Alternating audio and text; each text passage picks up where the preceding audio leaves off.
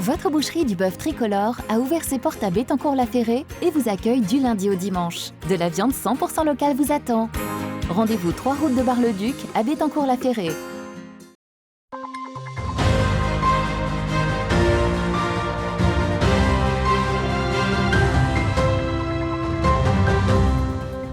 Bonsoir à toutes et à tous, mardi 9 janvier, voici le titre de l'actualité de ce 15 infos. Le contournement de Saint-Dizier sera-t-il bientôt doublé à 2 fois 2 voies? L'État et la région l'inscrivent au programme des grands investissements. Face à ces grands froids, le SAMU social est sur le pont, les maraudes s'intensifient avec la Croix-Rouge.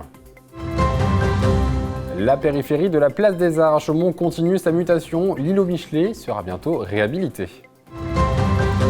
Le théâtre de Saint-Dizier, de nouveau, le théâtre d'un tournage de film, prochainement au Ciné-Quai et au concours Nikon. Et on ouvre ce journal avec l'actualité politique du jour, le remaniement du gouvernement qui a débuté. Son nom était sur toutes les lèvres depuis ce matin, aux côtés de ceux de Sébastien Lecornu, le ministre des Armées, et de Julien Denormandie, l'ancien ministre de l'Agriculture. L'ancien ministre de l'Éducation nationale, Gabriel Attal, a donc été promu au rang de Premier ministre à la suite de la démission d'Elisabeth Borne ce lundi. Le président de la République, Emmanuel Macron, a expliqué son choix sur X, anciennement Twitter, espérant pouvoir compter sur son énergie et son engagement. Gabriel Attal est donc le plus jeune chef du gouvernement de la Ve République. Il a 34 ans, écoutez-le, c'était cet après-midi à Matignon. Le plus jeune président de la République de l'histoire nomme le plus jeune Premier ministre de l'histoire. Je ne veux y voir qu'un seul symbole, celui de l'audace et du mouvement. À Saint-Dizier, le doublement de la route nationale 4, l'un des plus grands combats menés par le maire de la ville, revient sur le devant de la scène en ce début d'année. L'État et la région Grand Est viennent d'inscrire le projet de doublement au contrat de plan 2023-2027, une avancée qui prévoit la réalisation d'une première phase de travaux sur la partie ouest du contournement de Saint-Dizier, puis une seconde pour la partie est. La mise en service devrait se faire en 2030, un coût total d'un projet qui s'élève à 16 millions d'euros. Écoutez. Le transport à Saint-Dizier, tout le monde le sait, c'est un vrai sujet. Moi, je l'ai pris à titre personnel parce qu'on doit vraiment se battre au quotidien sur cette question-là. La RN4 a fait l'objet d'une vraie avancée. Avec le contrat de plan État-région, on a obtenu de la part de l'État 8 millions d'euros et de la part de la région 4 millions d'euros pour financer la première partie du contournement de Saint-Dizier, c'est-à-dire de l'ouest de Saint-Dizier quand vous arrivez de Vitry, jusqu'au premier échangeur, celui de Vergy. Tout ça sera dédoublé. Là, on a besoin de 12 millions d'euros pour faire ça.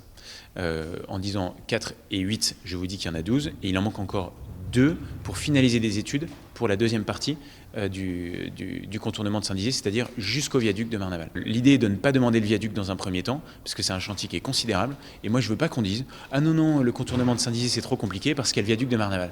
Non mais faisons sans le viaduc dans un premier temps. Allons jusqu'au viaduc et on verra après.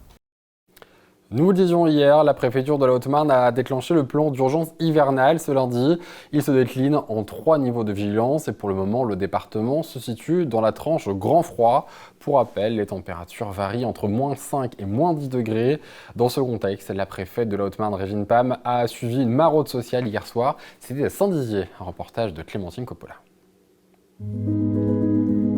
Un repas chaud, de la compagnie et de l'écoute. Ce sont des choses simples qui pourtant sont devenues essentielles pour Christophe, sans domicile fixe depuis plusieurs mois. Ce soir, les bénévoles de la Croix-Rouge de Saint-Dizier lui apportent un peu de réconfort. Je voulais leur dire qu'ils sont bien solidaires et à l'heure actuelle en période de froid, ils font le nécessaire pour aider les gens qui sont à la rue. Mais je les admire ces gens-là. Parce que vous voyez, ils peuvent très bien prendre quelqu'un, les amener au relais 52, s'occuper d'eux.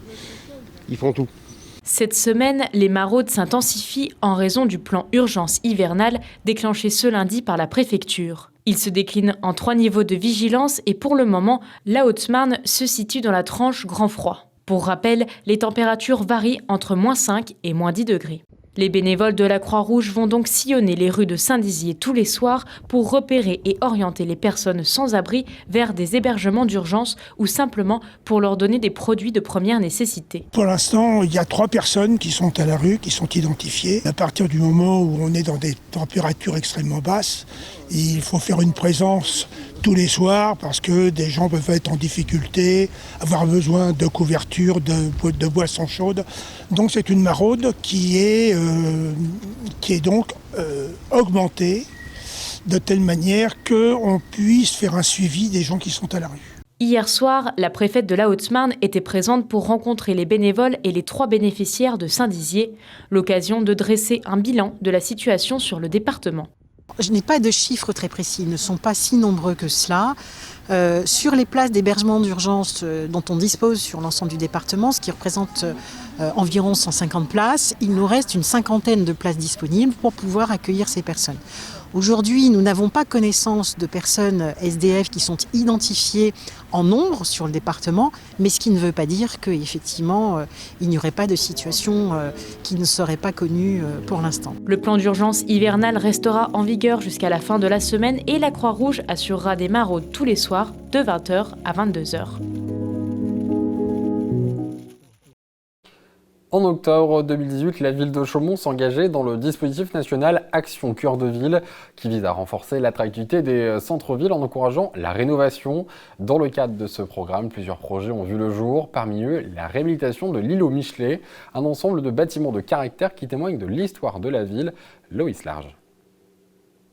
En 2007, l'école maternelle Michelet de Chaumont a fermé ses portes. Laissée à l'abandon, différents projets avaient été étudiés, mais un incendie ravageur survenu en janvier 2018 a gelé toutes les ébauches. La ville de Chaumont parle désormais de l'îlot Michelet, qui inclut notamment l'ancien théâtre et l'ancien cloître. Les travaux de réhabilitation ont débuté en fin d'année 2023 pour créer à terme un lieu de vie.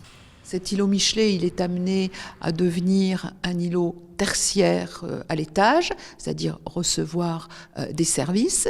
Et au rez-de-chaussée, je souhaite qu'on puisse en faire un lieu où on puisse montrer aux Chaumontais, aux Brettais, le savoir-faire de l'artisanat haut-marnais et de la région Grand Est. Et puis, dans cet îlot Michelet, il y a l'ancien théâtre, qui ne sera pas réhabilité en théâtre parce que ce n'est pas possible, mais qui aurait vocation à devenir un lieu d'exposition. Idéalement placé entre le centre-ville et le centre-gare, la réhabilitation de ce site devrait aussi permettre la création d'une artère principale, tout en rendant la place des Arts plus attractive. Comme son nom l'indique, cette place met déjà à l'honneur la culture sous toutes ses formes, grâce au cinéma à l'affiche, au centre d'art Le Cygne et à la médiathèque Les Silos. Quant au futur îlot Michelet, il devrait permettre de compléter cette offre culturelle en apportant une approche différente.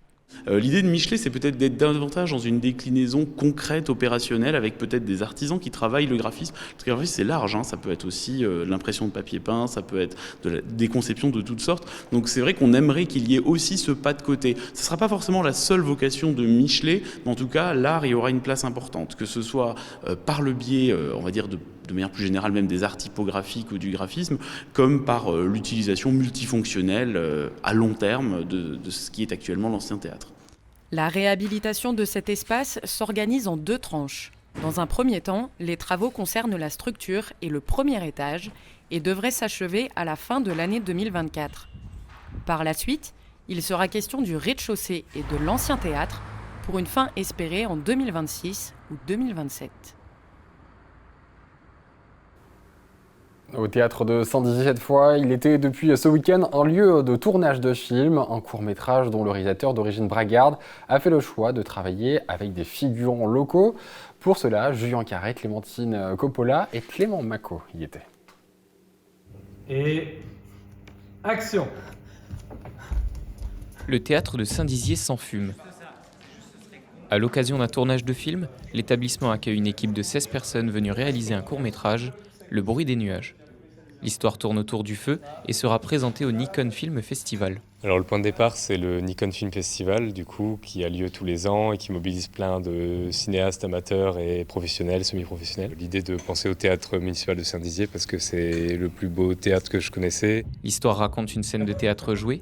L'une des comédiennes se rend compte que le lieu prend feu et tente d'en avertir les personnes présentes. Brûlez, aiguillez, nous alors! Nous? Quand tout le monde lui demande de tenir son rôle, elle ne veut pas mourir ici. Afin de rendre hommage à ses origines braguardes, Giovanni Di Legami a choisi le théâtre et des figurants de sa ville natale. Déjà, c'est plus simple de mobiliser les habitants de la ville pour la figuration parce qu'il nous en fallait un certain nombre qui devaient incarner le public sur scène. Les figurants découvrent ce milieu et observent les secrets de réalisation et sont ravis de pouvoir tourner dans un endroit riche en histoire. C'est très intéressant parce qu'on voit comment les gens travaillent, on voit qu'il y a beaucoup de monde sur scène qui travaillent avant que les scènes soient tournées, les maquilleurs, la maquilleuse, les techniciens viennent. Et pour très peu de minutes de tournage, il y a beaucoup de répétitions. Le réalisateur espère pouvoir projeter une première version de son court-métrage le dimanche 14 janvier au Ciné-Quai et le 20 janvier au Nikon Film Festival. Et on se quitte avec des images de la neige qui commence à tomber en ce moment dans notre territoire. Des images, comme vous le voyez ici, sur la route nationale 4, mais également à Saint-Dizier ou encore à Vitry-le-François. Très bonne soirée à tous sur Puissance Télévision.